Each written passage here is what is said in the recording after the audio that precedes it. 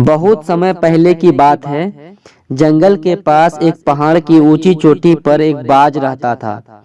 वो बाज अक्सर आसपास के खरगोशों का शिकार करता, अपना पेट आसानी से भर लेता था।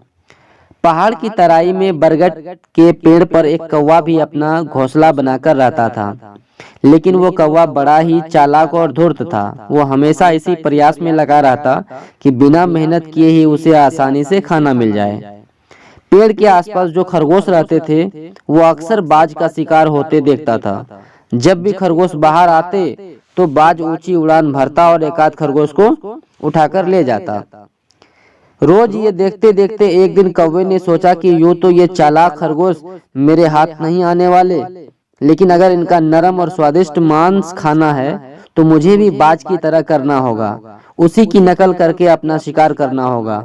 मैं भी एक आध झपट्टा मारकर खरगोश को पकड़ लूंगा।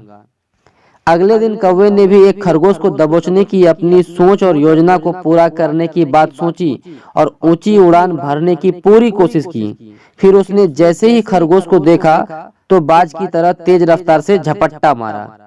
लेकिन कौवा तो आखिर कौवा ही था, उसका बाज का क्या मुकाबला। तेज खरगोश ने उसे देख लिया और झटपट वहां से भागकर चट्टान के पीछे छिप गया। कौवा ने देखा कि खरगोश तो वहां से हट चुका है, इसलिए उसने बिना सोचे समझे अपनी रफ्तार कम करनी चाहिए। पर तब तक देर हो चुकी थी और कौवा इससे पहले कि कुछ और सोच और समझ पाता, वो वहां की बड़ी चट्टान से जा टकराया। नतीजा ये हुआ कि कौवा था, उसकी चोंच और गर्दन टूट गई और दर्द से वो तड़प उठा और गंभीर रूप से घायल हो चुका था।